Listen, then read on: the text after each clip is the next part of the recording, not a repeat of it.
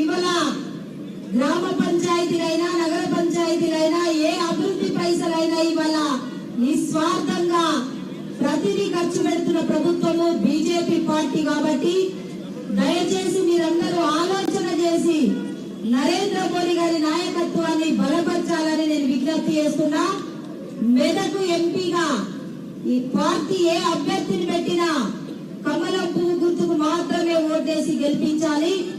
మొన్నటి వరకు కూడా కల్వకుంట్ల కుటుంబంతో బరిగీసి కొట్లాడిన పార్టీ బీజేపీ పార్టీ, జైలుకు పోయిన పార్టీ బీజేపీ పార్టీ. 4 కోట్ల ప్రజలకు ఇచ్చిన మాట నిలబెట్టుకుంటలేదు కల్వకుంట్ల కుటుంబం, కేసీఆర్ పాలనని నిత్యం పోరాటం చేసిన కార్యకర్తలు బీజేపీ కార్యకర్తలు. కానీ అబద్ధాలతో 6 సూత్రాల పథకాలతో ఇవాళ కాంగ్రెస్ పార్టీ అధికారంలోకి వచ్చింది. ఇక్కడ ఉన్న వాళ్ళందరూ నేను ఒక మాట అడుగుతున్నా, మేము అధికారంలోకి రాగానే రైతులకి రుణమాఫీ చేస్తానని మాట్లాడిండ్రు. మరి రుణమాఫీ అయిందా ఇక్కడ రైతులకి? మా అక్కలకి అకౌంట్ లో 2500 రూపాయలు వేస్తానని మాట్లాడిండ్రు. Switch to Garnier Men Acno Fight Face Wash. It fights up to 99.9%. ఇచ్చిందా ఈ ప్రభుత్వం? అంటే అబద్ధాలతో మాటలు మాట్లాడి మోసం చేసే పార్టీ వల్ల టిఆర్ఎస్ కాంగ్రెస్ పార్టీ మాత్రమే.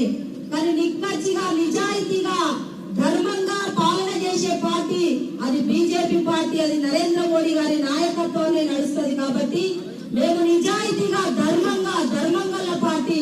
4 కోట్ల తెలంగాణ ప్రజలే కాదు భారతదేశమే నా కుటుంబం అని నిస్వార్థంగా 24 గంటలలో 18 గంటలు కష్టపడుతున్న గొప్ప నాయకులు మన నరేంద్ర మోడీ గారి పాలనను మనం మరొకసారి బలపరిచే బాధ్యత మనందరి మీద ఉందని కూడా నేను విజ్ఞప్తి చేస్తున్నా.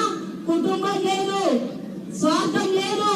కాబట్టి మన కోసం పనిచేస్తున్న ఆ గొప్ప నాయకుడికి వేసే ఓట్లు అనేది మాత్రమే మా తల్లులు మా అక్కలు ఆలోచన చేసి ఈసారి మాత్రం తప్పకుండా మెదకు ఎంపీ కమలం పువ్వు గుర్తుకు ఓట్లేసి మరోసారి నరేంద్ర మోడీ గారిని 3వ మన దేశ ప్రధానమంత్రిగా చూడాలని కూడా మీకందరూ కూడా పేరు విజ్ఞప్తి చేస్తూ సెలవు తీసుకుంటున్నా. Thank you.